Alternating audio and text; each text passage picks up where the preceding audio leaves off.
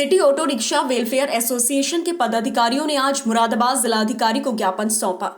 ज्ञापन में यूनियन के पदाधिकारियों ने मांग की है कि सीएनजी ऑटो रिक्शा चालकों के संसाधनों में गैस का रेट लगभग 1.5 गुना बढ़ चुका है और महंगाई भी बढ़ गई है और कोरोना काल में आय पर विपरीत असर पड़ा है, इसलिए लगभग 1.5 गुना किराया बढ़ जाना चाहिए।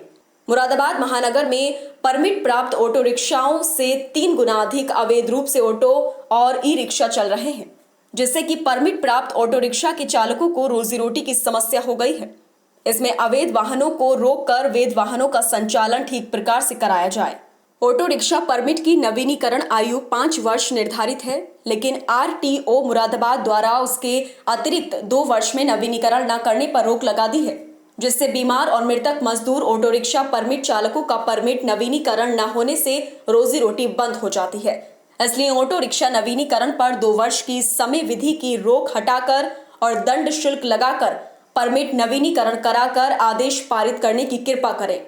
मेरा नाम किशनलाल सिंह है।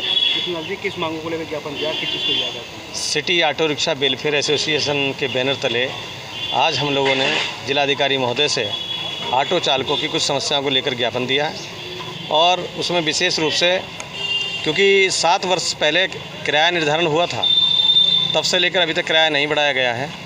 तो मुख्य मांग थी हमारी किराया बढ़ाने की कि कम से कम 1.5 गुना किराया बढ़ाया जाए। दूसरी मांग हमारी ये थी कि आरटीए की बैठक आगामी 5 अक्टूबर को होने वाली है, उसमें कई प्रस्ताव पास होते हैं। उसमें एक महत्वपूर्ण प्रस्ताव ये है कि ऑटो रिक्शा का परमिट मालिक जब उसकी डेथ हो जाती है, मृत्यु हो जाती है, तो उसके बाद में जो उसके वारिसान हैं वो आरटीओ के और तहसील के चक्कर काटते रहते हैं, लेकिन उनका परमिट जो है उनके वारिसान के नाम वो शीघ्रता से नहीं होता।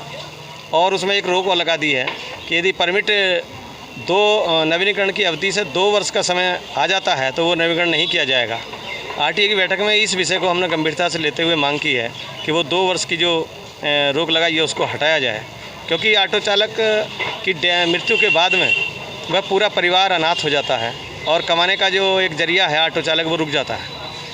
और कई डिमांड्स हमारी हैं जो हमने दी हैं, एक ऑटो स्टैंड के संबंध में है और अवैध वाहनों के लिए हमने विशेष तौर से कहा है, क्योंकि कोरोना काल में जो जांच कार्रवाई नहीं हुई तो अवैध वाहनों की एक बाढ़ सी आ गई है। गांठ के नाम पर परमिट जारी किए जा रहे हैं। सभी नए ऑटो रिक्शा सैकड़ों की संख्या मुरादाबाद महानगर में चल रहे हैं। नए मुरादाबाद के कई फर्जी ऑटो रिक्शा मुरादाबाद में चल रहे हैं। किससे मिले? जिलाधिकारी महोदय से मिले हैं और एसएसपी महोदय से भी मिले हैं। पता नहीं चला ये ऑटो अवैध हैं? उसके परमिट से पता चल जाता है और परमिट जो है वो जांच किया जाएगा तो स्वतः ही समझ में आ जाएगा।